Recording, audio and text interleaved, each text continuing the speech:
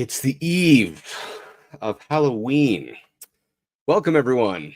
Come on in, have a seat. Join us for this episode of the Clusterpuck Podcast, part of the MHRT network here at Center Ice. I am Nick. Joining me shortly is Brit, just getting some last second things taken care of at her home, and she'll be on in just a second. But we have a lot of exciting news to get to today. Biggest of which I'm sure many of you have seen. There has been a signing of one individual that we will get to here a little bit later in the show. But before we begin, don't forget to like and subscribe, follow the MHRT network so you can get notified when shows like the Clusterpuck Podcast go live. You can do that on the various social media platforms of your choosing. And if you want to follow us, we ask that you do so at the Clusterpuck Podcast on Facebook and at Clusterpuck Avs on Twitter, Instagram, and Threads. So with that being said, there were a lot of ups and downs this last week. It's hard to say if the ups were more up than down, if the downs are more down than up. It's really difficult to say. Here's basically how it boils down to. The Avalanche over the last 4 games went 1-1-2. Okay. So you get points in 3 of the 4, but you're also, with the exception of the last game with a win, you lost 4 out of the last 5. So the question that I posted on for those of you watching on YouTube, Facebook, anywhere that's got the recap for this episode, the question became, is there anything to be excited about having lost 4 out of the last 5? So we'll get to that in just a second as well. And then we'll obviously get to the upcoming games. So I'm trying to wait and hold out until Brit gets here, because obviously this is the most exciting news that just came as of today. It was earlier this morning for those of you watching this at the live release right now. But it was Martin Necas that signed an 8-year, $11.5 million extension with the Colorado Avalanche. There's a lot of feelings that come toward this. There are various, I guess, points of view that I have seen that people have reached out to me about with their concerns. I even had a couple of friends that were part of the Caniacs, right? They're Hurricanes fans, that they kind of had some opinions that they sent to me and asked me about. So I kind of want to get to all of those as well. However, I guess we'll go ahead and get started with that news. And once Brit hops on, we'll go ahead and add her opinion. So great news, first of all, okay, with Martin Necas signing an 8-year by $11.5 million contract. That's great, right? Like this is going to be phenomenal, because you look at his statistics right now, you look at just how well he's played in the early goings of this season, and you have no choice but to be happy and excited for what's to come for the next 8 years, right? That's the exciting part. If I were to go right now, Nathan MacKinnon currently at first in the Avalanche with 9 goals, but right behind him is Martin Necas with 7, and then another 6 assists to tack on for 13 points total right now. The man's ceiling is really high. Like it's extremely high, and I'm extremely excited about the potential that Necas has. I think he's going to get nothing but better over time, and you even saw him on his quotes today. He said that this is his home, this is his team, that he doesn't want to be anywhere else. So he looked very excited to be here. I think he settled into his role, I guess you should say, playing alongside MacKinnon, playing alongside, whether if it's Lehkonen or Nichushkin or Landeskog or whoever else he's playing alongside with, he just slots in extremely well, kind of anywhere and everywhere, which is really exciting. It's great also in the sense that he, and this is where I'm going to be trudging into some sensitive category or some sensitive wording here, but things that Mikko Rantanen did not. Now, Mikko Rantanen, as far as the play capability, yeah, high level, elite player, crying out loud. He was one of the best. We all thought he was going to stay. Still sad about that myself, don't get that mistaken. But there are so many things that I noticed that Necas does that just Rantanen did not do. One of the big ones was obviously those zone entries into the offensive zone, but firing the puck at any chance that he could get was a huge one that I've noticed on power plays, on like 2-on-1s, whatever it is. He's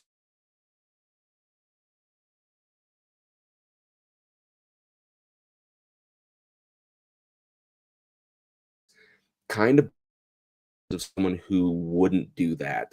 Not to say that, he hasn't before or not, but he just more or less is the guy that wouldn't take that shot. Let's see. There we go. On today's episode of technology sabotaging me, my phone died, so I couldn't send the text through with the podcast link. So I was like, do I just call him right, like, as the podcast starts? And just do it. Just do it. We'll put you on speaker so that everyone can hear at this point. It's great stuff. I mean, okay. What else would you expect from me, really? Just another Sioux City miracle is all it is. Getting anyways, so right now, Britt, I'm just getting into the Marty Necas contract. So before I continue, I'll stop my thought process right now, and I'll go back to you. 8 years, $11.5 million. First of all, what do you think of the contract? What do you think of the terms? What do you think of all of that? In my head, like, if I had the ability to plan ahead for anything at all, I would be like blowing a party thing and wearing a party hat and saying it's a Marty party, because truly it's a Marty party for Colorado. I am excited for reasons that have stuff to do with, like, Martin Necas in general and with the team in general, all over. I think that it is all good things. It solidifies my belief that we truly are a top cup contender.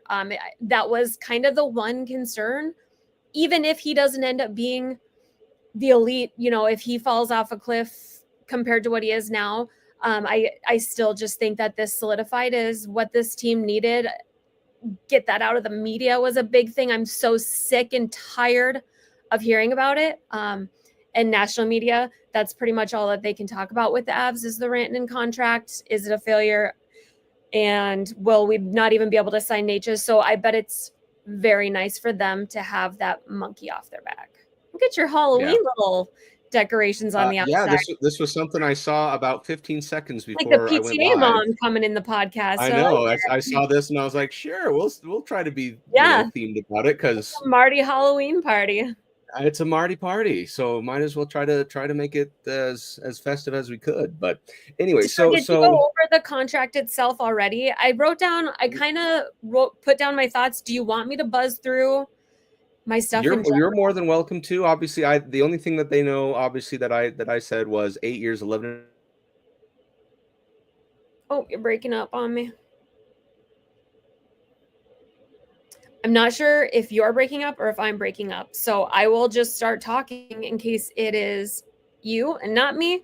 I took some notes down and I kind of want to, can you hear me now? I can see you moving a little bit. Yeah, I got you. Okay, perfect. I don't know if that was me or you. I kind of want to make a pact at this point now between you and I and the world and Jesus, that let's just kind of get it out of the way, how we feel about it compared to Rantanen. And then it would just be really nice to be done talking about Rantanen, which, I'm not going to follow through on. The Lord knows I'm not going to follow through on. But it'd be nice to just allow Marty to be his own player that isn't constant. You know what I mean? He just, at this point, he's got his own contract. He's not the result of a trade. We're not relying on him for a rental. It's nothing like that. So just at this point, I feel like we can separate those. Ultimately, will he determine the legacy of Chris McFarland and Joe Sakic? Quite possibly, yeah. But at this point, I think it's a really good time for the media and for the players. And I think everything in general, the world can just separate, you know what I mean? Cut those in half and be done with it. I have to do my quick rant. I'm so sick and tired of people comparing. Why didn't they just pay Rantanen Rantanen's getting paid 12.5 in Dallas. They could have just paid Rantanen. Would you rather have Necas or would you rather pay another $1 million and have Rantanen? It shows the lack of education and it's disappointing, especially like on What Chaos. I love DJ and Pete so much, but them making that comparison without having the full understanding that Rantanen was never going to take 12.5 in Colorado. Rantanen, from what I have gathered, I've read so much today, Rantanen was at about 14 with Colorado. They played chicken.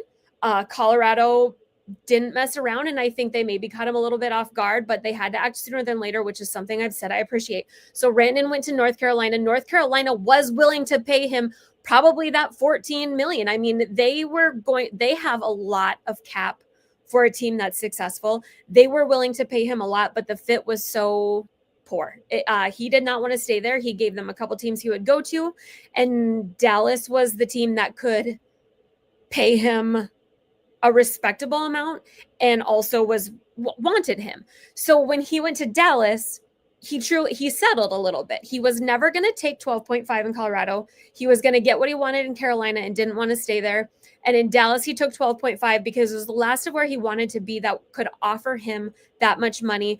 But we also have to take into account Dallas is a no tax state. So that is a huge weight. You have to consider that 12.5 in Dallas, Florida, are those the only ones, Dallas and Florida, is a very different 12.5 than anywhere else. Granted, I believe Colorado's taxes they're relatively low. It's like 4.5 compared to like California, places like that. But it's a big difference. So it needs to stop being compared to Rantanen's. And I had to say that because it's infuriating today listening to my bugaboo over and over and over again. It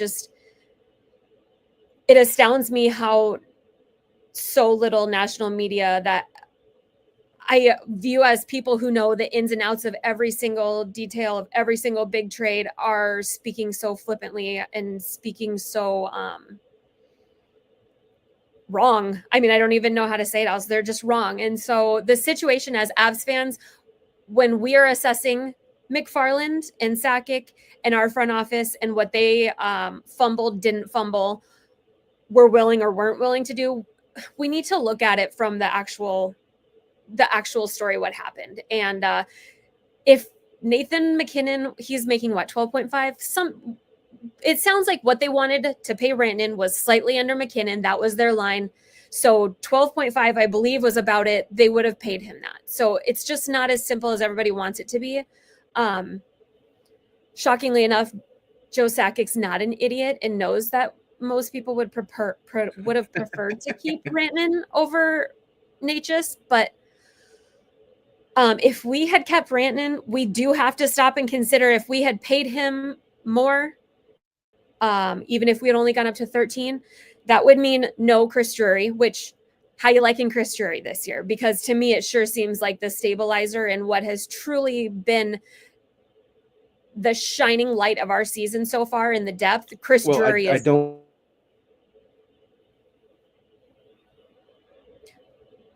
Sorry, I'm not. I think I'm breaking up on you. Jack Drury, on the other hand. Jack Drury, Chris Drury. I'm really. No, that's what I was saying. Is Allie's not happy with. But Jack Drury, on the other hand, I'm actually very impressed with. I mean, especially the way he's driving, really I'd imagine. Yeah, it's one of those things that you don't appreciate them till they're yours, and as hard as it is to say with like too much beaming pride, if we wouldn't have been able to re-sign Nelson, and I'm going to say that with the anticipation that at some point he's going to figure his shit out and start doing something, but it's still better than having no 2C, you know? Yeah. So no, I really feel like in the long run, even with Necas possibly not being as good as Rantanen or as showing up on the score sheet as Rantanen, I think that the other stuff really does matter. And he's 3 years younger. So, yeah, I don't know. And that was one thing that I was saying is you look at the cap, that it's jumping up 10 million, right?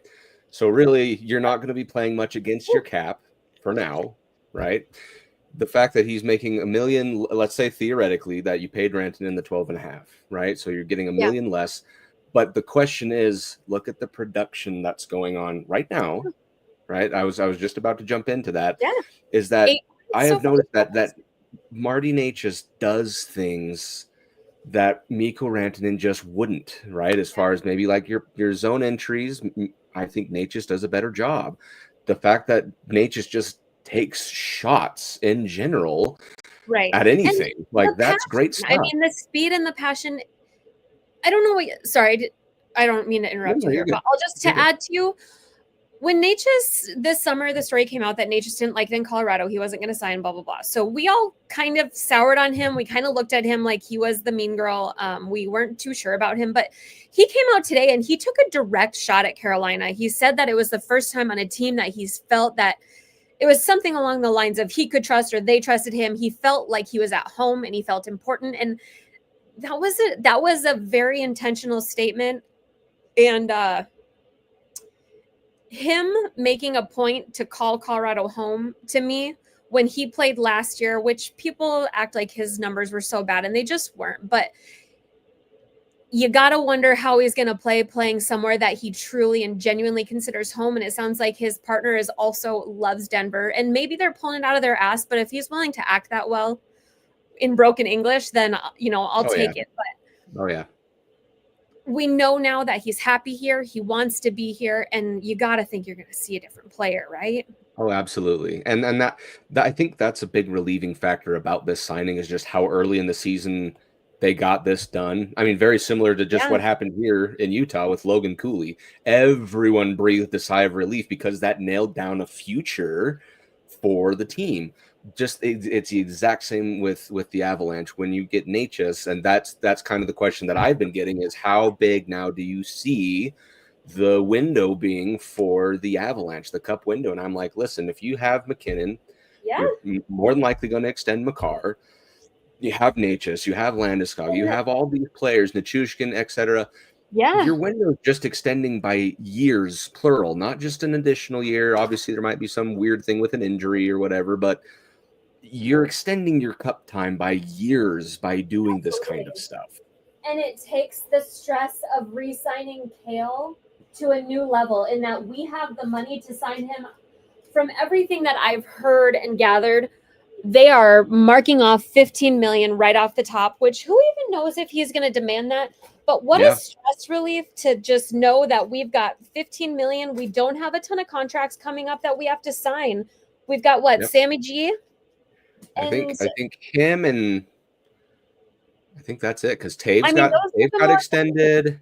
We've got Gabe, we've got Manson. Roscoe's coming up, and Drury too, which I think that Drury will stay. I really think that other than Nelson, everyone has, and I don't think Nelson is unhappy. I think he's just he's done pretty good for himself. Yeah.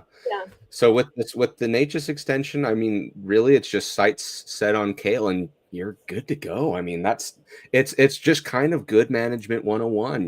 That Chris McFarland is doing a good job with signings. Sorry, I shut my camera off hoping it would unfreeze for me a little bit more, but I think that So it's exciting. I mean, it really is. I was just going into the statistics of Necas so far. Besides Nathan McKinnon, who has 9 goals, Necas has 7, right? Tack on another 6 assists. That's 13 points in the first 13 games, 8. And people are going off. He's had a couple fantastically horrific turnovers, but is it anything that we haven't seen from Rantanen? Exactly. When we're comparing it to Rantanen is what makes it so funny, because Rantanen was one of the most egregious, not giving a shitters and throwing it down the slot of anyone we've ever seen. So we'll take the good with the bad. Yep, exactly. And I'm not going to lie though. I still think there's always going to be a part of me that's going to be sad about Mikko being traded. And it was, I'll tell you what, it was really heightened when we were in Dallas last weekend. And I stood 20 feet from Mikko Rantanen when he shot and scored his goal with the Stars. And I was just, a little tear did come down my eye, Was But it you that I talked about? He just doesn't look right in a Dallas jersey. And I know that it's sounds just so one of weird, but those where Duchesne looks right in a Dallas jersey. It looks good. It suits him. But Rantanen is just, and it's one of those, man, where you're just like, I don't like I it. don't like it. But needless to say, I think that the extension is great. They got it in great Yeah. time.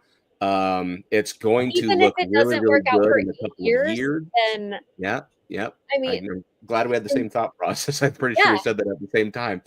But it's going to evolve into something that I think is going to be very lucrative for the Avs. And as long as he continues to do what he does, yeah. especially right now where he's just producing, scoring, he's in great position. Couple of little instances here and there where he's kind of made some mistakes, but then again, Mikko did that all the time. Well, and just can I go So off on one more little rant yeah, here? have at it. To Take put your things time. in perspective is we have to keep in mind we're at a flat cap for how long? Since was the beginning of COVID when the cap stopped I going swear up? it felt like 5 years. So we went 5 years without the cap going up, and we developed such hard set views on this is what a $3 million player looks like. Yep. It's the $3 to $5 million players that you kill yourself on. When you overpay those ones, that's where you kill yourself, the 3 to 5. We know what $7 million, that used to get you a Devon Tays for, 5 to 7 years. We have very, very strong opinions on what dollar amounts should get us, and we have to start allowing that to adjust and change with the cap because it is going to be going up. Is it $10 million in the next 2 years? 10 next year and another 9 after that, Right. I think. Something like So 20 in the next 2, what I you think. can buy for $11.5 million might make this look like an incredible contract come in 3 years or so. I mean, and Kaprizov, people are comparing it to that, and he's setting a new precedent. And as much as I wouldn't want to pay Kaprizov right now for 8 years, honestly, that's going to be a steal in 5 years. I think if he's still, whoever is still productive at the end of 8-year deals that they're stealing now, those last few years are going to be, you want to sign as many 8-year deals as you can. And then thank God we got it done before is it December that the new CBA kicks in? Because they are doing away with that 8th year. We would have only been able to offer. Yeah, because it would have been 7 if it's an extension, 6 if it's a new sign. So yeah, I think you're exactly right. We also have to understand it is a heavy signing bonus contract, and I believe it's front loaded, which would make him unloadable at the end of his contract. So technically his AAV, if I recall, is somewhere around like 9.5. So really 9.5 sounds a lot nicer.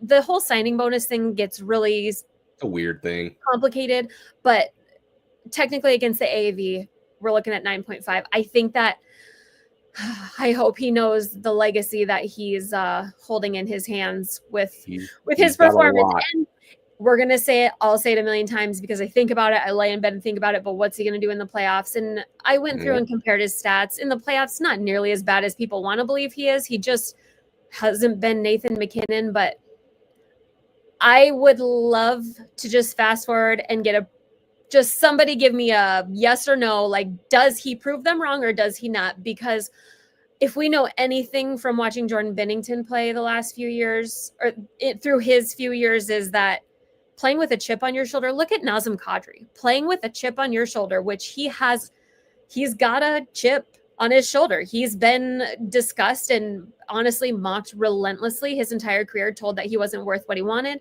And we gave him what he wanted. So he might come out and light the world on fire. And it's a lot easier to do when you're on the ice with Nathan MacKinnon.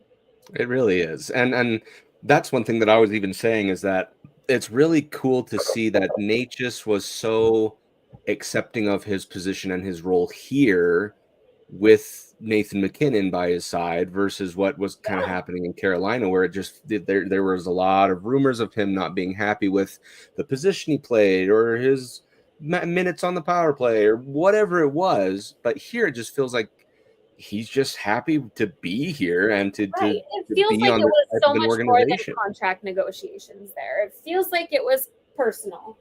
Yeah.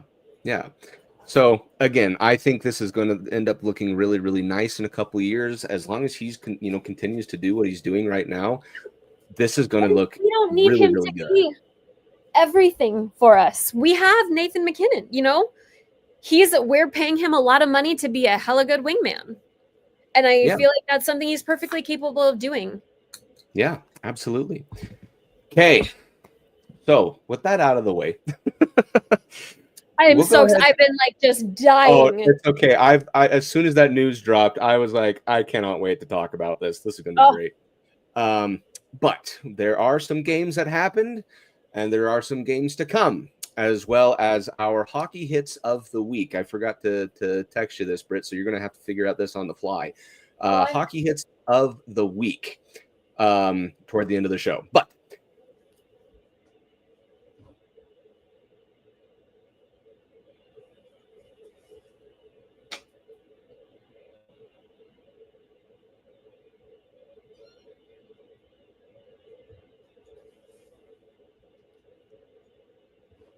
are you still on? I don't know if it's me freezing, and I don't know if having my camera off is helping at all. How many games? But is there reason to be happy about that? So let's kind of go over the games so far.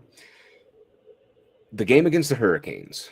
Okay, it's the Nordiques versus the Whalers. First of all, my gosh, was that the most beautiful jersey matchup you have ever seen, or what? And the way that the play-by-play and the announcers, they were referring to them as the Nordiques and the Whalers, was like kind of throwing me off, but it was fun. And my God, does John Michael Liles look nice in a Nordiques jersey?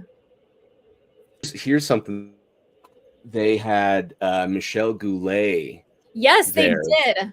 Which I thought was really bewildered cool. by his accent. He just was like enchanted. Well, what kind of scared me for a second was I didn't know that he was sitting down, so I just saw, Johnny Michael Liles and Moj, that they were just standing, and he's just like shrunk. I was like, what happened? I thought he was like 6'2". Like, what's going on? Until I saw that he was nice to hear him though. He doesn't really get talked about a lot in Avs history. Which is too bad, because, I mean, he obviously played for the Nordiques, and I think the Nordiques alone. Yeah. So that, I get it, makes sense, but I feel like he's not talked about enough. They compared him like to Val Nichushkin's nowadays team. Yeah. Anyway, the game itself, wow. So they lose this game in shootouts, unfortunately. Holy mother of pearl, could we win a stinking overtime? The big glaring issue that I saw here was that Wedgwood was pulled with, I think he let in 4 goals in the first 10 minutes. And then it was Trent Miner the rest of the game who didn't let a single goal in until obviously what happened in shootouts. As rough as that game was, it was so wonderful. I mean, it feels like Trent Miner has been around forever, doesn't it? Mm-hmm. And this won't be the last time we mention him for the weekly recap. And it was so wonderful to see him get that nod and to truly, I mean, he showed up. I mean, he's struggled with just moving from Grizzlies to the Eagles. Yeah. And then it's nice for him to be at a point that we're scared to send him down, because I didn't think he would clear waivers. Yeah, which was really surprising, I'd say. The big, I guess another big factor from this game was the fact that the Avalanche literally took the time and clawed their way back to a time within the last, I think it was like 7 minutes that they scored the game tying goal. The fact that they even sent that game to overtime was really impressive. Right? I mean, because if you're Carolina, it's not a satisfying win. It's one of those where it's like you had it, you lost it, you recovered it barely, right? It was kind of one of those. The big thing that I gripe on a lot, but it's momentum. And this game was really momentum. Like as soon as the Avs would score, it felt like 2 minutes later the Canes go and score one. Yeah. And then it's like you could never really mount an official comeback, because anything good was either killed because you committed a penalty, they score a goal, you do a dumb turnover, stuff to that extent, where it was just really frustrating because you look really good in those jerseys, and I feel like you have to play good when you're wearing those Oh, jerseys. absolutely. I mean, at least it was a very interesting game for matching up with the aesthetics. It was certainly worth watching. The Avs have made dang sure of that lately. Oh yeah, and I thought it was really cool that the score bug said Hartford and Quebec. I like that little touch too. That was really fun. Oh yeah. But you know what? My biggest thing, and I don't know if you would agree or disagree, even with it being kind of a painful loss because it was such a buildup to lose after so much positivity after, you know, the first 11 shots or whatever. I truly in this game felt that I could say that Nichushkin, he is back. I mean, this game, did he have 2 goals, correct? He had 2, yes. Truly is, I think, possibly even playing the best hockey that we've ever seen him play. And that is really, really reassuring for how the rest of the season will play out, because we don't win the cup without Nuke playing his best in 2022. So seeing him play the way he's playing right now, he is truly just on another level. Oh yeah. And that's exactly, I mean, you need to have all your players, especially that second line that at least is currently slated to also be that, I guess, to play actually kind of how the top line would, you know, as far as production, because you think of a couple of years ago when it was Nichushkin, that was the only reason that the Dallas game even went to 6 games, you know, like I think there's 2 seasons ago now. He got yanked for his whole escapade, and you know, but again, the fact that you're starting the season with him, with Landeskog, everyone basically there, and you're still tied for first place in the standings. By the way, this is 3 weeks in a row that you're tied for first place at least in the standings, so that's really great news. The only thing, again, you nailed it on the head, is win a freaking overtime. They lost the overtime to the Mammoth. They lost the shootout to the Canes. We'll get to the one in the Devils in a second. Like it's just one of those where you're just like, you have the offensive firepower to do this. Like you have Necas, Makar, and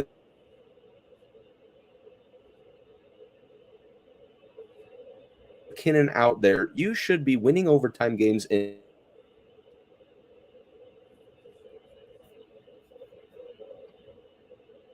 this game was the fact that Trent Miner, like we talked about, came in, didn't let any goals in. I'm not sure if it's me breaking up or I know it's a crap shoot. It's kind of.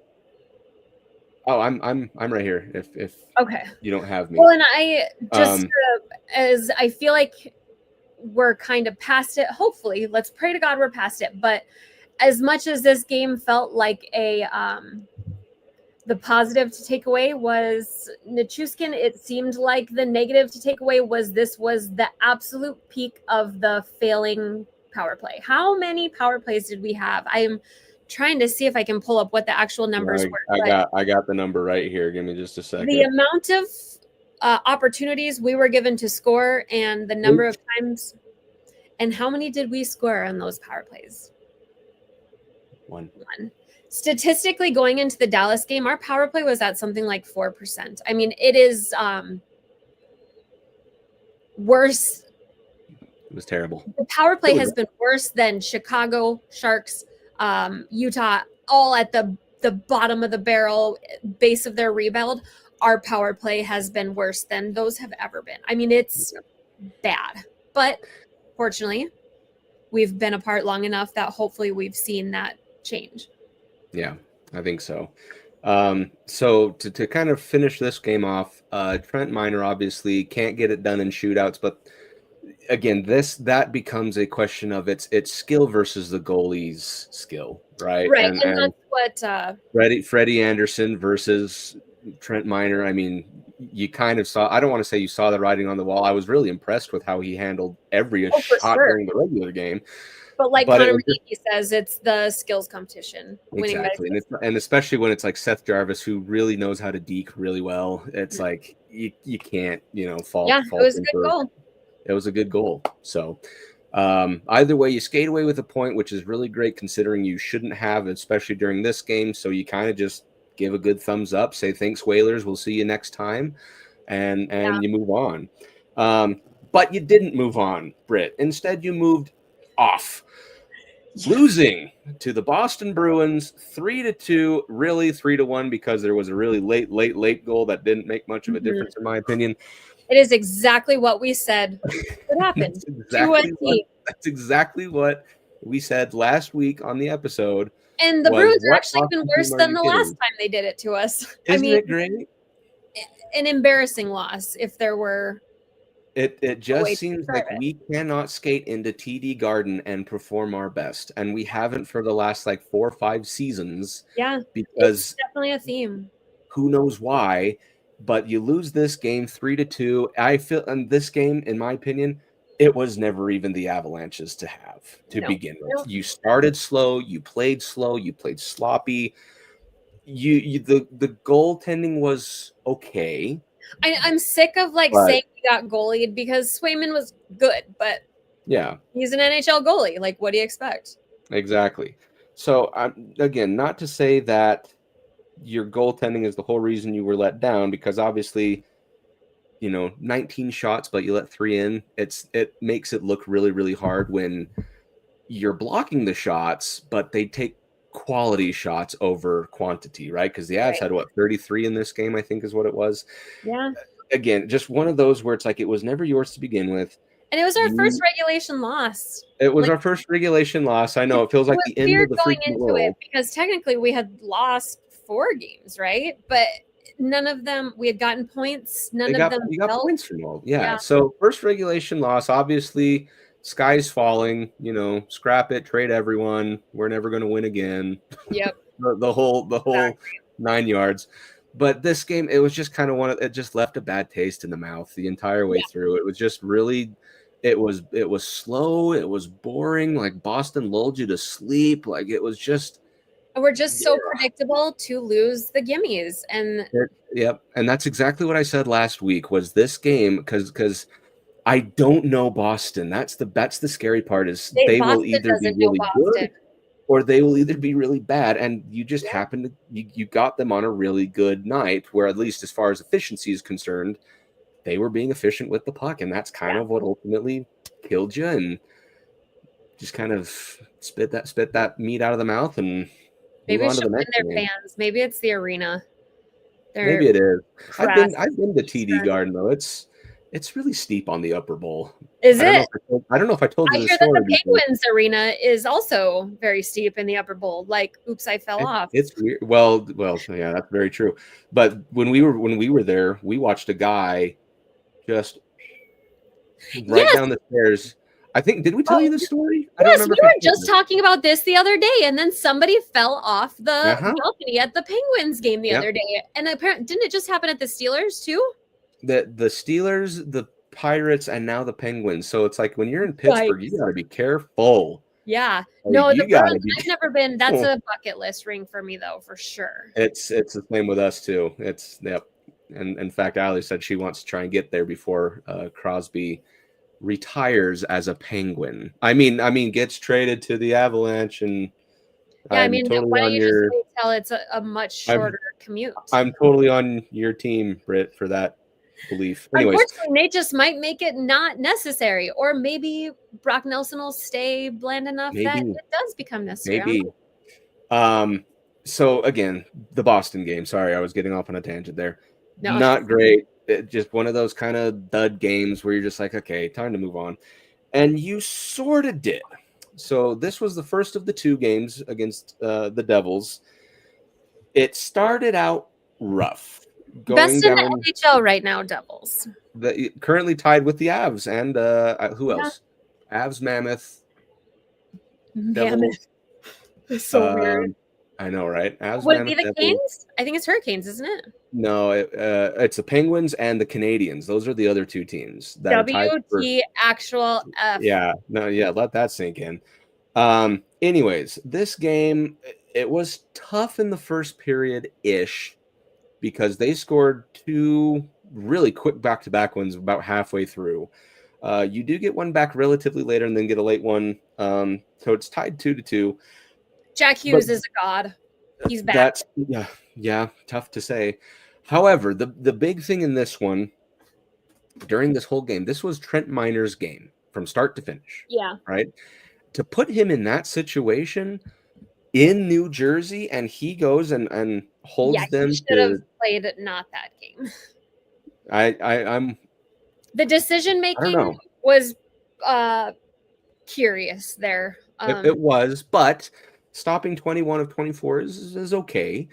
Yeah, certainly respectable. I mean, out he- of your third goaltender, Yeah, and again, that's kind of my personal allowance that I 1 goal per period or 3 per game. I'm okay with that, right? you're Because probably gonna have to outscore. and that's what exactly you why have I'm a okay problem. with it. Yeah. Exactly, is because I know the Avalanche's offense, right? That's and we're about to discover the Avalanche's offense in the next game. Good. But Well, and it's sorry, go nice ahead. now because it feels more justified that outscoring problems, we can hold Necas a lot more accountable. He's got money that he has to justify. So hopefully games like this, he's got a little extra something in the something because he's going to have to earn that contract. And this is kind of where that comes in, where you need to earn your money. You know what I mean? Yeah. Versus when you are a lame duck, if that's the right term. Yep, you're 100% right. Connor Brown gets a goal in the second period. That's the only one scored there. So Devils up 3-2. And then what is 6 minutes left in the third period. Jake Allen, for some reason, he's just one of those goalies that he's got it when he's got it. Yeah. Yep, he's got it when he's got it. But then Brock Nelson gets his second of the season, a very, very clean goal, very nice looking, to tie the game, and that's kind of what happens going into overtime. But once again, overtime. Why can't we score the goal? Like, why can't we possess the puck? We didn't possess it for very long. No. The overtime only lasted a little under 2 minutes, and I swear they had it for like a minute and a half. And we can't score in overtime. And it's maddening because it's not like Scott Wedgwood has been bad in shootouts or overtime. Yeah. We just simply can't close out. Yep. It's very weird. It's extremely weird because I remember during the cup run year, I know this is ancient history at this point, but it's like anytime the game went to overtime, 90% of those we would win. You know, like it was incredible because it's like as long as you get that last minute goal to come back, you get the point, and then you feel really confident. And we're not struggling in the first. We're not chasing the game anymore, so it feels so frustrating that we've just developed a new problem. I don't like Necas and McKinnon together on the 3-on-3 at all. You don't think so? I don't know. I think that they're better split for 3-on-3, 4-on-4. Interesting. I don't know. Because so who would you put then on the opening faceoff for overtime? Because I know Nelson takes the faceoff and then he dishes and he darts. Which is another thing to point out. McKinnon is still doing very well in faceoffs. I do not know what he ate over the summer. It's chickpea pasta. More chickpea pasta is what it is. But yeah, I feel like you need to have a Nuke or a Lecky out there. I don't know. Interesting. It feels like we need less. Necas and McKinnon get to less speed, more body, or clean up the garbage. Someone shooting someone. Interesting. Yeah, I mean, I could see maybe a change coming in the future if that's kind of what they need to do. But Jack Hughes, of course, gets the overtime winner over against Trent Miner. It was just it was a stupid turnover in the defensive zone. Josh Manson fall on his ass like hard, or was that a different one? I can't even. That was a different one. This one, it was just like a really bad. Or was no, that the turnover? He was. Who was it? It was Nichushkin, I think, that was trying to just get a puck from. It was just going around the backside of the rink, and he was going to recollect it, but then it took a weird just sideways doink off of the wall. And I can't remember who it was that recollected it, but they ended up passing it to Jack Hughes, and Jack Hughes does what Jack Hughes does. So sometimes it is nice though when you lose by such stupid mistakes because those are fixable. We don't have these deep rooted issues. Stupid shit like falling on your butt, you know, and giving up a breakaway, stuff like that. That's fixable. It is. So it's good that, again, it's good that you get the point out of this. It means you're still totally capable, because I said this last week. This was a bar game. Like, where are you at the bar? Because they're currently just as good as you. And so going to overtime, it was a measuring stick game for sure. Exactly. Yep, you're exactly right with that statement. So the measuring stick goes from Newark to Denver. I swear both teams might as well have hopped on the same plane. Weird. The scheduling people for the NHL, I just want to talk to them. I just want to talk to them. With a frying pan in my hand. I will say it a million times. How is there not some computer system that you plug it all in? You plug in every arena availability. I think that there is, and they just look at it and go, "Yeah, that works," and without like double checking things. Like that's my guess. For the wildly ridiculous stuff, yeah, it's stupid. Especially when it's not like it's Utah. It's a pretty good trek. Yeah, they got a whole thing going for them, but that's. Whatever. Utah, man. How about that? Yeah, tied for first right now. That's pretty impressive. Anyway. Absolutely insane. And national media loves them too. I'm sorry. And that I love Utah, and I love Ryan Smith. I love what he's doing. I love what he stands for. I don't even care if it's like a little bit fake, but the schmoozing during that broadcast against Utah. Oh, imagine getting all these texts from my friends being like, how does this make you feel? Like when it was nauseating. I watched and I was and I loved him.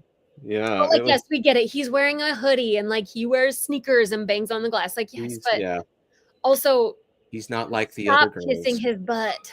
Yep, he's not like the other girls, but he's not, which he's really not. I honestly adore him with everything in me, and it'll crush me the day that I find out he's just fake as shit. But for now, I'm gonna love him, but just be like a little bit of jealous girl attitude for him. Yeah, it was very strange. Well, I didn't tell you this story. So we were there, and it's my sister and I that are at the game, and I think it was during the just at the end of the first intermission, and some chick spills beer all over my back. And at least you weren't wearing a brand new Nordiques jersey. No, but which is coming, by the way. You're saying, I was going to ask, it didn't get canceled? Because that's a thing, man. Nope, that was Allie's worry too. But I was wearing my old Joe Sakic jersey, the post on our page showed, and just my whole back soaked with beer. So gross. And the girl that spilled it had no idea she even spilled anything, and she just continued down the row behind me, only to find out that she was on the wrong row. Anyway, so there were people. There were people behind us. There were people to the side of us. All kinds of stuff like that. And since it was a rally towel game, they're all donating their rally towels. Oh my gosh, that's so funny. So I have my whole back just rally towels to soak up the alcohol. And I mean, I'd say at least it wasn't something sticky or stinky or that might cause a rash, but it was absolutely something stinky and smelly that could cause a rash. It was a white jersey, and it was one of my favorites because it's an old Joe Sakic jersey that and there's no chance that it was on purpose because you were wearing because again she was already friggin' halfway to Baketown by the time like she even realized what she was doing. And she had no idea. Not make stuff so cheap in Utah. I guess go that. I don't know, but anyway, my biggest fear was if I get stopped by a cop on the way home. How am I supposed to explain that I reek of beer? You've probably despite not being a drinker and driving, and it's like alcohol. Yeah. Maybe get a buzz from the contact. I don't know, but like I said, I just smelled like beer and sweat the whole rest of the game. It was that's what beer league's got to be, right? Is you got to smell like beer and sweat. Exactly, it's what everyone dreams of. Anyways, that's a little side story, really fun stuff. Okay, but so both teams head over to Denver, the Devils and the Avs. And the Colorado Avalanche win this game 8-4. But Brit, this does not even come close to telling the story that happened in this game. I'm pretty sure I texted you about 75,000 profane words in one text. So let's filled with so much disgust. It was one of those ones where I'm like, I think I need to turn it off, or I'm going to. I was ready to puke. So furious. I was ready to puke. I kid you not. Yeah. The game started out wonderfully. Okay. Necas gets a goal. Zakhar Bardakov with his first career goal. Everything's great through one. We're like, sweet, right? 2-goal lead going into the second. Oh, then Victor Olofsson gets his first. Keep that in mind, friends. His first. Which, let me say this, before this game started, I was talking to my dad in our group chat, and I specifically said that he was due to I think he's going to have a really big breakout game where he pops off and finds his groove. I said this before this game started. So, man, was I feeling sexy up until the point that I call wasn't. The shot. Call me Nostradamus of hockey. Call me whatever you want. You were probably on cloud 9. So Victor Olofsson gets his first. Then Nathan MacKinnon on the power play. How about that? A power play goal. He gets one. We're up 4-0. Joy. It's like, if I need to go to bed, I can. And I don't have to be scared.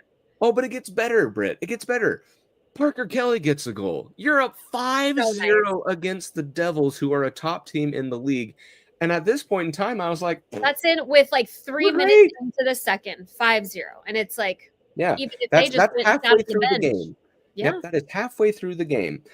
Well, Britt, have you ever been on a really fun roller coaster where the anticipation is building because you're going up the roller coaster, and then that roller coaster just all of a sudden decides to go like this, and things go downhill very, very quickly? That's what happened. Thing of gnats. You're going down the roller coaster through gnats and swarms of bees. Yeah, gnats, bees, spider webs, you name it. That's what happened. Within the span of 4 minutes, 4.5 minutes, Nason gets a goal to put it to 5-1. Hamilton gets a goal to put it 5-2. First goal of the year, baby. Mercer gets a goal to put it 5-3. Hughes gets a goal to put it 5-4. And the next thing you know, you have what was a 5-goal lead erased.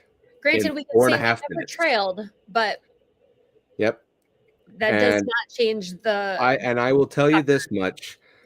That was probably the most upsetting 4.5 minutes of my life. And I'm pretty sure that's where I was sending texts to you, my sister. I was screaming at the TV. I was screaming at Allie.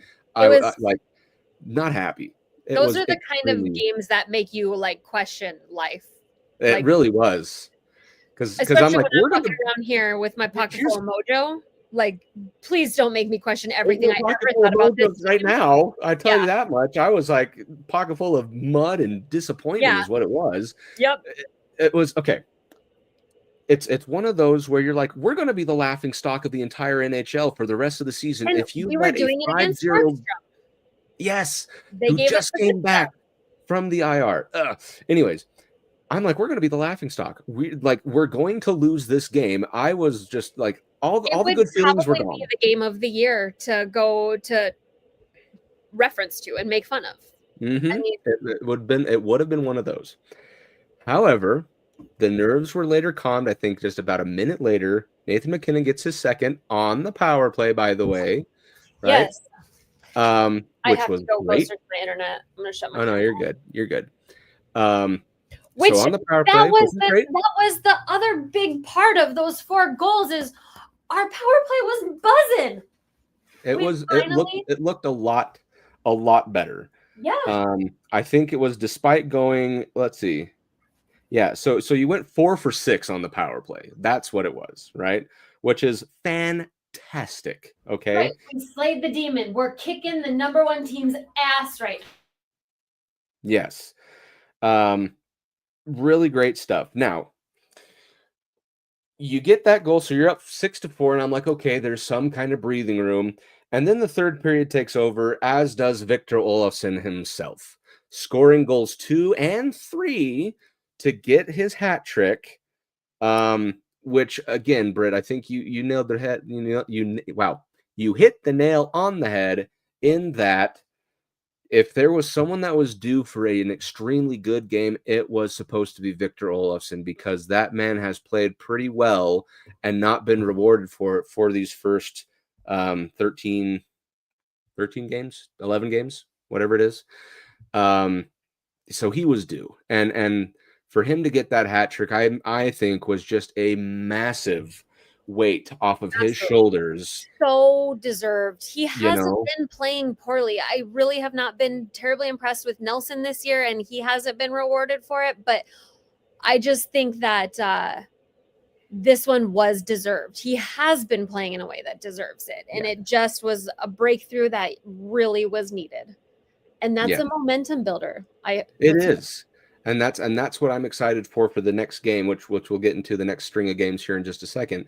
But it's about that weight being taken off your shoulder, and you feel like you can finally play, right? There's a lot of players that it weighs on them, right? Like did we sign him for 1 year?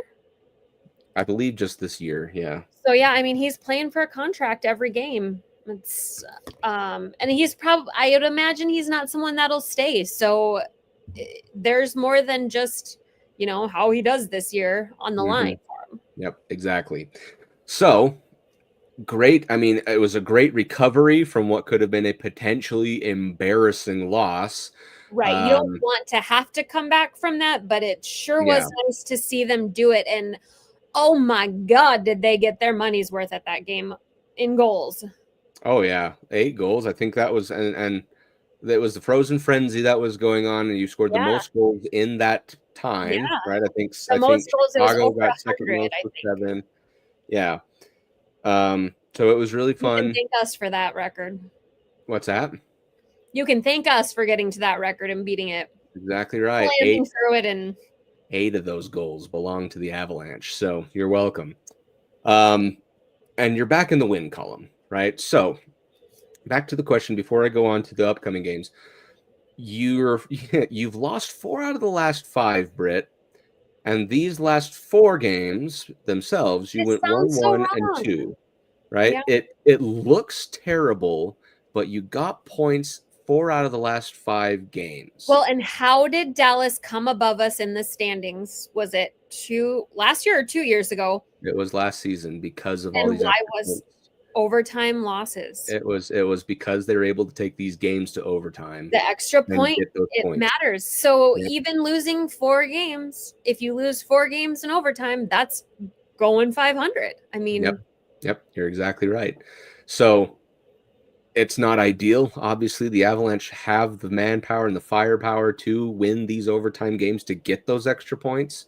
Sorry, and also too, but also this isn't a thing in playoffs. So fortunately, this isn't, if we can't win 3v3, doesn't matter in playoffs, which is what really matters, Exactly. And again, you're getting points in these games.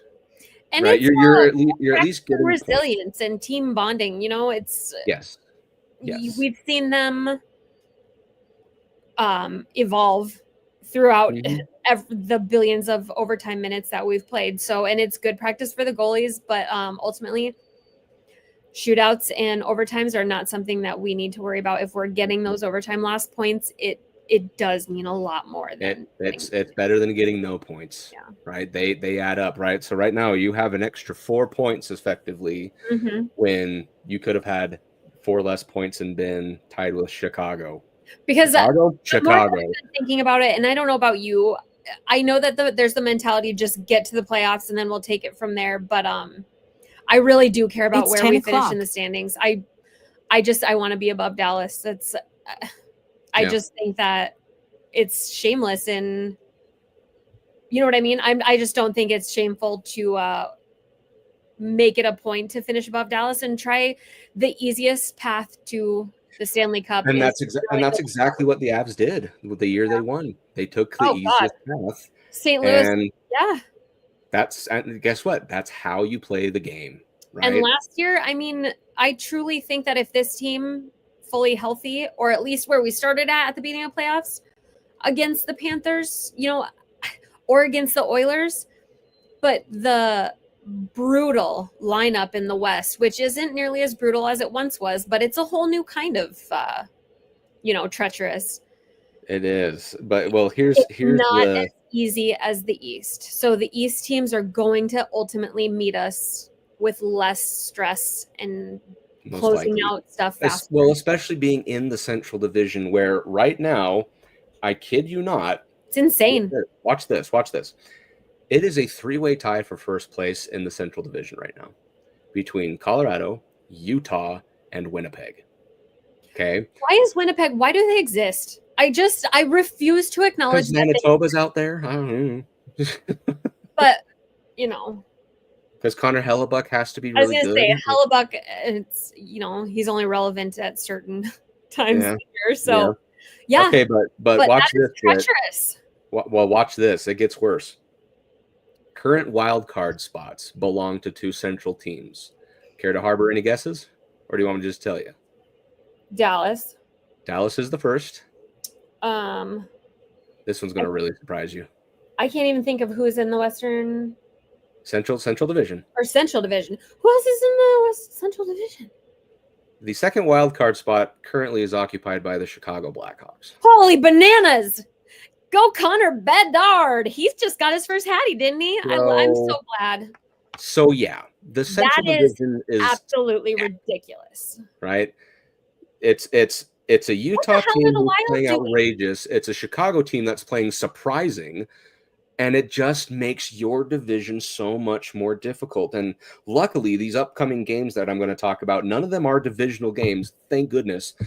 But it's going to just mean that these non-division games are going to be just as important as the divisional games, because if you're not winning games, and they're just going to keep racking up. We played, so we're done with our Boston. We're done with Boston. We're done with New Jersey. Utah? Are we done with them? Or do we get them? We've only played Utah twice. We have 2 more times to play them. Okay. Yeah, it's weird how we've played the same teams multiple times, but we need to get more points. I mean, beating the Mammoth is wildly important at this point. It is. Yeah, I cannot believe the Blues are last in the Central. The Wild are second to last. What are those dudes doing? That's, again, it's topsy-turvy where Utah and Winnipeg and you are the top 3 teams. Like, that's crazy. But that just makes these 3 games, like I said, no less important, because it could be points that you can get that your fellow Central Division rivals might lose in their respective games. Especially the Wild are going to do better. They're going to figure something out. The Blues are supposed to be doing better. Apparently the Jim Montgomery magic is gone, but we need to be taking points while they're losing points. Exactly. It's so important, because if they catch up at the end, I always say I don't want to have to rely on other teams to place us. I don't want to be waiting for this team to lose or this team to win. It'd be nice to just be confident in our standings. And that's so here's to hoping that happens. Yeah. 3 games. Kraken are second in the division in the Pacific. What is going on? It's spooky season, Brit. I don't know what to tell you. Oh my God. Anyways, 3 games that I want to talk about. The Penguins are number 1. I'll stop. All of these 3 games, Brit, they should be winnable based off of standing. One of them is going to be a very tricky situation, which is the one I'm going to talk about right now. Looking at these standings, I don't think I can trust anything. Brit, don't trust the standings. At this point, I don't know what to tell you. There's a lot going on. They are last. Yeah. But that means capitalize. Sorry. Capitalize while everybody else is just being It's a classic case of what happened to the Avs last season, where you're terrible at the beginning of the season and it bit you for final placement at the end of the season. Yeah, the Leafs are gonna mess around all year and find themselves facing off with the same people that always eliminate them. Yeah. Anyway, sorry, I will shut up. You're good. Really, you're good. While you are oogling at the standings right now, I'm going to go to the games. I'm with you. The Golden Knights. You are going to spend Halloween in Vegas. Okay, let that just be a party in and of itself. Okay, that's going to be fun. I want to go. I should just quit my life and go, right? Here's the big kicker, though. This is a 2 p.m. Mountain Time puck drop. It's during the work hours for me. Okay. Stop. Is it just because Halloween? What's that? Is it just because Halloween? It's just because it's Halloween and you're in Vegas, and because why not? Why not just not have a game on that day? The Avs have gotten shafted with matinees. Oh, dude, 18, I think, is where we're at. 18. And anyways, we've done quite well. Anyways, but this Vegas game, I truly consider to be one of the most important games of the year. From like now and for the rest of the year, this is going to establish a lot of precedent. Yes, and that was going to be one of my things to, I guess, keys of the game, I should say. There are 2 players for Vegas that I want, well, 3, I guess, technically, that I am particularly wanting the Avs to shut down. One of them is the current points leader in the league, Jack Eichel. Yep. Okay. 19 points right now. McKinnon's got 17. Him and McKinnon they're the it girls. I mean, well, currently, get ready for this. More statistics. Watch this. Jack Eichel is points leader with 19, followed by a 3-way tie for second with 17 points. Nathan McKinnon, our very own, is one of them. David Pastrnak with Boston is another. That's not really surprising either. No. But Nick Schmaltz with the Utah Mammoth. So crazy. I just heard that earlier. Which is insane, right? I love him. His brother is on a podcast. I can't remember which one. But his brother is very lovable too. And that Schmaltz, oh man, I love it for him. Yep. But Jack Eichel is currently the leader, right? So he's one. Mitch Marner is the second player that I don't want him to suddenly have a I'm here moment. Right. He gets his feelings hurt, so we need to shut it down and hurt those feelings. Right? He's clutch during regular season play, and I don't want that to be the case against the Avalanche, where if it comes down to the wire and it's overtime, it's like, please keep the puck away from Marner, because that's kind of his bread and butter in the regular season. So not necessarily looking forward to that. The third one, this one kind of comes as a little bit of a surprise, potentially to some people, but Pavel Dorofeyev is the third one. His name, for someone who has never been on the radar, he has like really found himself a place in Vegas, and truly had an incredible last season. He slowly crept up, and this year, full blown. I mean, I'm glad that you said that for Vegas right now. Yep. If you aren't really in tune, you might not know, but I mean, if you are relatively in tune, that's a name that is very seriously demanding respect this year. Right now, he's making a name for himself. I mean, he's similar to what Victor Olofsson did with the Golden Knights last season, where he went out and, had he not had an injury, could have had close to 30 goals. Yeah. Right. And that's on a third line. Right. So that's kind of, again, why I was excited that the Avs picked him up. But Dorofeyev right now for Vegas is kind of Mr. Clutch time. Yeah. And you suppose we're going to put Blackwood right in on that? Or are we going to put I would like to believe we would, because he sat on the bench for the last game. So I think he's ready to go. At least I'm hoping he is itching and anxious. And that's what I'm hoping it is too. So but that's my key to the game really, are those 3 players, but all of them score in clutch times. So the idea, hopefully, is to take away the clutch times where you have a comfortable 3-goal lead in the dying minutes and everything's fine. And the big way to do that is to start the game on time. Don't give them momentum. Show up, show out, and score on the freaking power play. That's kind of really all it's going to boil down to, in my opinion. Are they playing Carter Hart? I have no idea. I'm not sure. Has he gotten into a game yet? I haven't really looked. I haven't. I thought he was just a tryout, and I haven't even heard what happened. They signed him. They did sign him. Yeah. So, and I'm curious because maybe he is a total question mark. Is he going to be who he was when he left? Who he was expected to be? Nerves? Is he going to play out of his mind? That could be a huge wrench in the. Yep. It's interesting. I don't know. We'll have to see.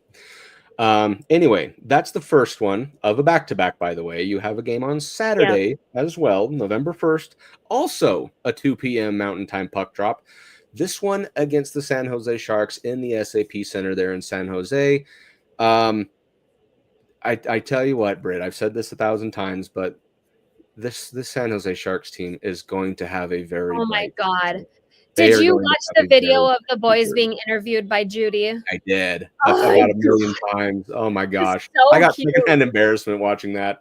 Ugh. They are such teenage boys. I read They a quote are. the other day, and I can't even remember who it was, but it was one of the older players saying, like, about Celebrini and Smith, that they were playing ping pong, slapping each other, giving each other welts.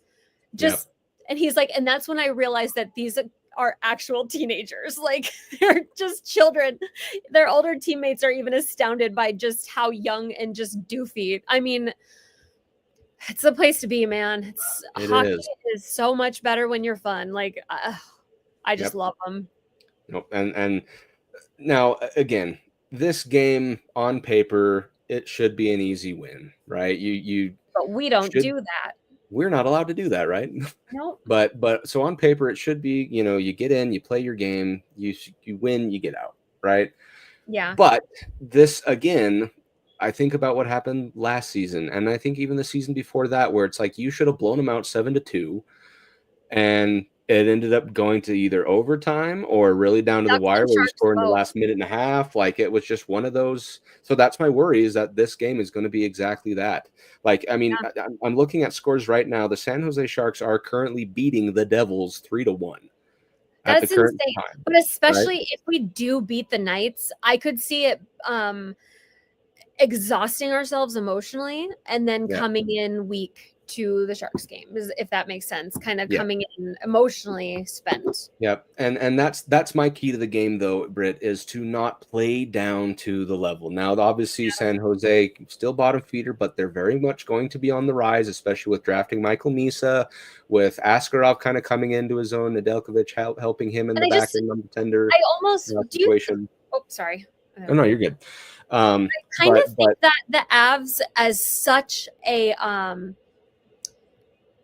like a structured team with so much going on, and they are so systemic, so strict to their style, that it's almost like these amateur teams that are full of chaos. It throws them off. You know what I mean? They're playing by the seat of, they're playing how they in the moment, if that's, I don't even know, playing how you can't predict because they're not there yet. Yeah, and that's something that is a crutch of the Avs. And that was kind of the thing that Randy Hahn even said, and it was an overtime win that they had last season, but it kind of translates to this season, where they are the most fun last place team in the league. Okay, I found it. I got to read it to you.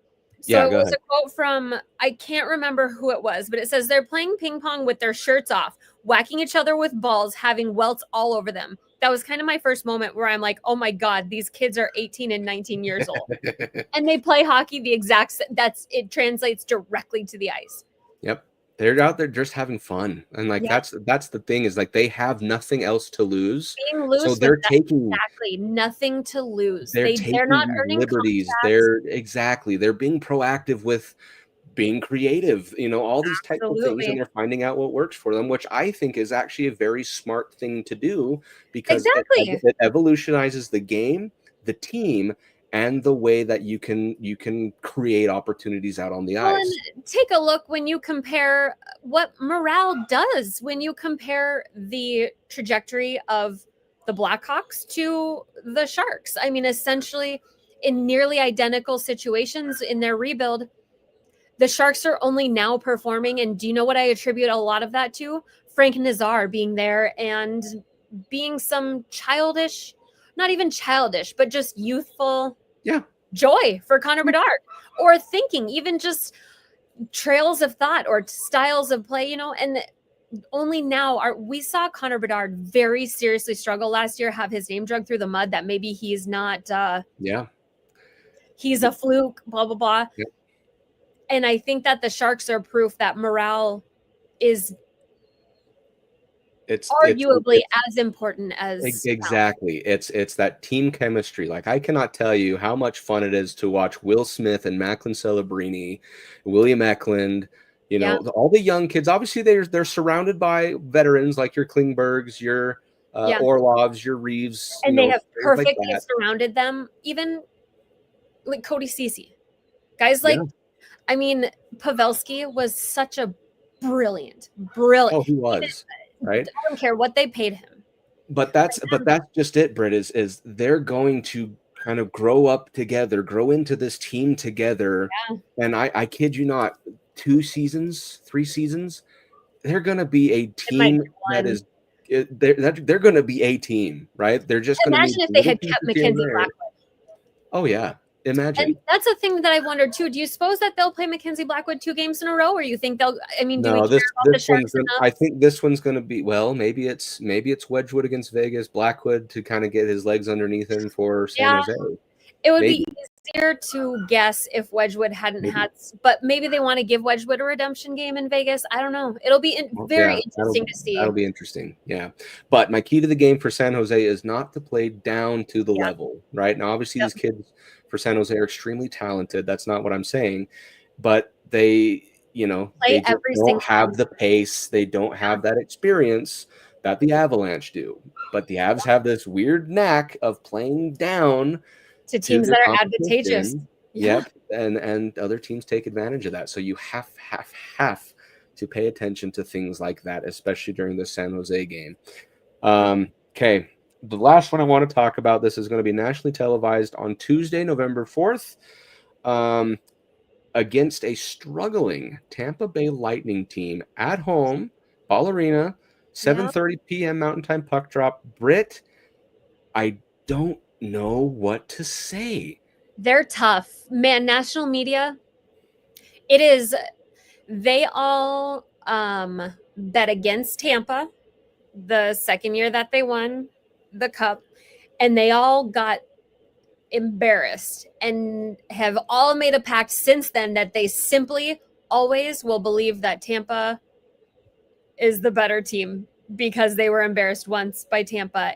And right now, Tampa, I believe that you don't need to do that anymore because of one simple thing, and Vasilevsky is not. Vasilevsky was always the reason that no matter what game they walked into, they had a chance to win, no matter who they were icing, no matter who was injured. It never mattered. Kucherov is playing well, but without Vasilevsky being the Vasilevsky, they're just as unpredictable as anyone else. Yep. Now keep in mind, I do say struggling. However, they are currently on a 4-game winning streak, beating teams to the likes of the Golden Knights and the Stars, right? So they're not going to just be fleeting off into the night. No, they still have Kucherov and they still have Vasilevsky that is capable of. But this Lightning team just doesn't feel the same anymore now that they haven't been to a Stanley Cup in 3 years. They've been eliminated round 1, I think, all those 3 years or something to that extent. They got beat by Toronto. It's that was kind of the it ain't your dad's team anymore. Yeah. And by dad's team I mean the one from 3-4 seasons ago. With them, what it does to go to the playoffs that many years in a row, to go deep in the playoffs that many years in a row, and what it does to your cap, who you lose. Exactly. When Stamkos leaves, when Sergachev gets traded to Utah, with all this kind of stuff that happened, it's just not the same team. I think they said 4 players are still around from the original Lightning team, something to that extent. Like, it was a really sad amount that had just moved on. So I don't know what to say. Victor Hedman, is he doing anything? Did he just age really fast? I think Braden Point is still doing quite well this year, but Victor Hedman was their Cale Makar, and he's kind of fallen off. Yeah. I mean, he's got 8 assists, which is great. 0 goals, but he's a defenseman, so I kind of can let that slide. But he was a significant part of their offense in their most successful years. So. Right. Well, like right now, Kucherov, Cirelli, and Gensel are their top performers with 10 points apiece, with Cirelli having 6 goals, whereas the other 2 have 4. And that's I don't know that Gensel has been quite what they had hoped. He's panned out fine. I just don't think he's panned out what exactly what you said, what they Not a wanted direct him to do. replacement for what needed to be done. Exactly. And I think I'm a strong believer in losing Stamkos has negative effects beyond I think you're exactly right. I will stand shoulder to shoulder on that opinion with you. Yeah. As having a captain taken away after so many years and then suddenly replacing him Which, a week have you later. heard the talk that Stamkos is awful this year? There's buyout talks. Yeah, that he's not happy in Nashville from what I've seen. But I guess you could always. Makes my heart hurt for him. It does. It really does. But again, it's just one of those things where I don't know what to say about this Tampa team because I don't know that they might turn it. It's like Boston, right? Where I can't get a read on them because they're struggling, but then they just went on this 4-game winning streak. Yeah, they beat the Stars. I think what's going to be more interesting. So I'm going to see them play the Mammoth on Sunday. We're going to that game, so that'll give me a better read on Tampa. Yeah, but I can't quite say this is going to be an easy game because it never is. It's a rematch of a final, right? But Vasilevsky's not the same Vasilevsky. No. Kucherov is kind of the only real thing, And I've seen them play. I watched them play against the Mammoth last year, and we were at that game, and the Mammoth just kind of took care of them. Like it was just one of those. If they have it, they have it. If they don't, they don't. That are and I guess aging. And that's probably it. So I guess that's my key to the game is to just take away their have it and make them not have it. If that's taking advantage, because I know they commit penalties pretty easily. Yeah. So if that's scoring on your power play, if it's face-offs to win face-offs, I mean, it's just playing a healthy, easy, and mistake-free Avalanche hockey. And I honestly think that's all you need. Yeah. Shutting down Kucherov and Cirelli is really going to be the that's kind of all you need to do. I mean, everyone else has either 3 goals or less. Especially when you consider with Vasilevsky at the peak when he was absolutely impenetrable, the Avs just solved him. I don't know if you remember how just bewildering it was the way that we were able to score on him from the blue line often. So I don't see Vasilevsky as the biggest problem for them, but I do see being outscored by not playing enough D and focusing too much.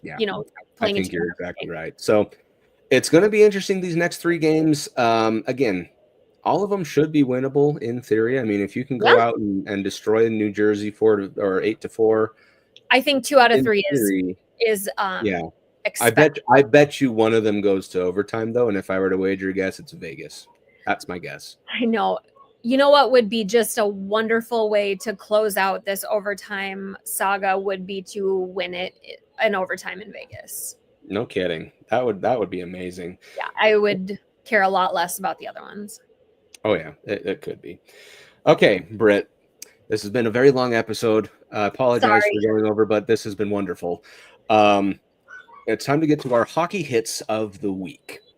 So we'll make this really quick. For those of you who don't know, we put together some songs of how we think the week went.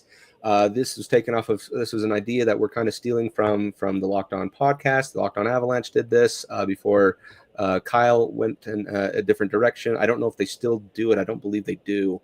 But we're kind of trying to resurrect that and continue that spirit. So I guess I'll go first. I've been toying with this for a couple hours before I was doing the show, or before we did the show, and I think I'm going to go with the song "Warning" from Green Day, just because this team needs to come with a warning label that they could either score outrageous amounts of points or break your heart in an overtime /shootout. There really is no in between, and basically this team might as well come with a warning label that they are just a walking ticking time bomb /disappointment could be the best thing, could be the worst thing. They're doing great, that's not the issue, but they need to come with some kind of a warning label that it's going to really pluck at the heartstrings as far as production is concerned. So I think that's going to be my song, "Warning" from Green Day. Brit, what is your week? I know I gave you 30 seconds to look it up. I'm sorry, but What do No, you I had been thinking about it all week, and I totally readjusted the second that the Marty contract was signed. I changed mine, and I changed it to "I'm Yours" by Jason Mraz, because all I could think was this little love song. He's ours, and it's the him hating Colorado, not wanting to stay here. Any ups and downs of the past, they're done. We're committed. We are officially married, and it's we're in it for the long run. So he's ours. I like it. That's a great song. I love it. Okay, so like I said, we're going to try and get that added to a Spotify playlist at some point. I need to do that. Yes, But we'll do that. I'll do that and send a link to everyone here that are currently watching so you can join it. And if you have any song suggestions of your own, don't forget to drop the DM to us. Yeah, let us know what you guys have. I loved hearing the random songs. Like, just so I always think that music is such a good. I always tell my kid, he plays piano, that music is the coolest way to be able to say things without having to be weird and say them, and you can send across emotions without having to explain them out. And I loved hearing how people perceived every up and down of the Avs. Like, is it a love song for you, or are you out there singing Rise Against the Machine about it? Like, I'm the shower song one day and then a victorious anthem the next. Like, it's that's like 7 minutes in my life. Wonderful. Okay. Well, I think that's going to run us to the end of the ground. Again, long episode, but there was a lot to cover, right? Yes, and I think it was good to get it all off our chest. It's not angry babble. It's happy babble. That's all right. It's all right. But everyone be safe on Halloween. Yeah, be safe. Eat a lot of candy. Don't get diabetes. That's like asking. I know that's like trying to baptize a cat. I know, but like just try. Enjoy the Halloween holiday. I think it's going to be really fun. It's going to be pretty cold here in Utah. So I'm expecting a lot of trick-or-treaters with coats under their costumes. I think that's going to be a big thing here. It's going to be really funny. Hopefully that will ruin our trick-or-treating for us, because there's going to be a lot of cranky trick-or-treaters. That's right. You might go trick-or-treating really happy or really, really pissed, and we're about to find out. So anyway, thank you everyone for joining us on this episode of the Cluster Puck Podcast, part of the MHRT Network. Again, if you like what you saw, don't forget to like and subscribe and follow the MHRT Network so you can get notified when shows like the Cluster Puck Podcast go live. You can do so on the various social media platforms of your choosing. And if you want to follow us, we ask that you do so at the Cluster Puck Podcast on Facebook and at Cluster Puck Avs on Twitter, Instagram, and Threads. With that being said, happy Halloween, everyone. We're getting way deep into the fall season. So that means hockey. That means hot chocolate. I finished my apple cider throughout the entire show. I saw you were. Go me. Yeah. So, Nick, you don't have to go home. I don't. You can't stay here. But you can't stay here because what is it, Brit? This party is over. Have a great Halloween, everyone. And as always, go Avs, go. Fast lane when I pass in the street, bag of money in the passenger seat. Simcoe's been asking for me on the road from the west to the east. Way up, I might never come down, cause the coast racking up the flame out. So high, I might never come down, so what, this is my lifestyle.